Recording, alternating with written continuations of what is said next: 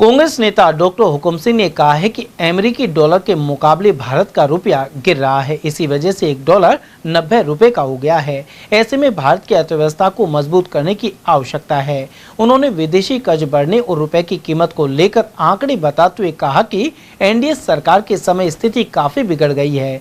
हुकुम सिंह के अनुसार गरीब लोगों के पास पैसा नहीं बचा है और उद्योगपतियों को लाभ पहुंचाने वाली नीतियां बन रही हैं। इसके लिए प्रधानमंत्री और वित्त मंत्री जिम्मेदार हैं। ऐसे में उन्होंने आर्थिक स्तर पर नए कदम उठाने की जरूरत बताई है। जब भारत का रुपया लगातार गिर रहा है, $1 के मुकाबले 90 रुपये हो गए हैं, यानी कि 90 रुपये का $1 हो गया है। विदेशों में साख गिर रही है। आप कांग्रेस के वरिष्ठ नेता हैं, क्या कहना चाहेंगे? क्या कहें और कहकर के खोना है कौन। रखार खाने में तूती की आवाज पूरा देश देख रहा है।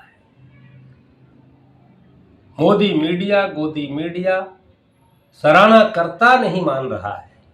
आपको ताजुब होगा, माननीय पुतिन जी अभी देश में आए थे, है ना, और पूरा मीडिया पता नहीं क्या क्या उनके बारे में दिखा रहा था, लेकिन हमने तो ये भी सुना है कि उनका स्वास्थ्य खराब हो गया था दिल्ली में, और वो किस लिए हुआ था कि प्रदूषण की वजह से।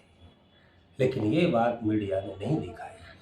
दिल्ली में इतना बड़ा प्रदूषण किसकी जिम्मेदारी है? अरे अब तो वही डबल इंजन की सरकार है यार। केंद्र सरकार में आप, दिल्ली सरकार में आप, हरियाणा सरकार में आप, राजस्थान में आप, एनसीआर में आप, पूरे में फिर ये क्या हो रहा है? क्यों बढ़ रहा है प्रदूषण? ध्यान ही नहीं है। ध्यान तो ये है कि अब कौन से सेक्टर को देना है, अब किसको बेचें, रेल को बेचें, एरोप्लेन को बेचें। अभी देखो इंडिगो का क्या हाल हो रहा है। एयरपोर्ट्स पर इस तरह की भीड़ है जो बस स्टैंड पर भी नहीं मिलती, जो रेलवे पर भी नहीं मिलती। लोगों के बैग खो गए। किसकी जिम्मेदारी है? अरे क्या इंडियन एयरलाइंस है, क्या इंडिगो? जनता को इससे मतलब नहीं। जनता को मतलब है मोदी सरकार से, जनता को मतलब है भाजपा सरकार से, भजनलाल सरकार से, हरियाणा सरकार से। लेकिन नहीं, मीडिया इस बात को नहीं दिखाएगा। देश पर कितना कर्जा है। जब कांग्रेस 11 साल पहले माननीय प्रधानमंत्री जी जब सत्ता में आए थे 14 में, तो कितना कर्ज था और आज 54 है उससे। क्यों? जब रुपए की कीमत क्या थी और आज रुपया 90 रुपए का $1। माय डॉलर के सामने 90 रुपए, इतना गिरावट। और अखबार और मीडिया कहता है जीडीपी इतनी हो गई, जीडीपी इतनी बढ़ गई। अरे भाई, देश के साथ ऐसा क्यों कर रहे हो यार? भाई, जननी जन्मभूमिश्च स्वर्गादपि गरीयसी, माता और मातृभूमि स्वर्ग से भी बढ़कर है। मैं पत्रकारों से, मीडिया से और समस्त देशवासियों से ये अपील करता हूं कि ये जन्मभूमि है आपकी भारत माता, तो इसके प्रति तो वफादार रहिए यार।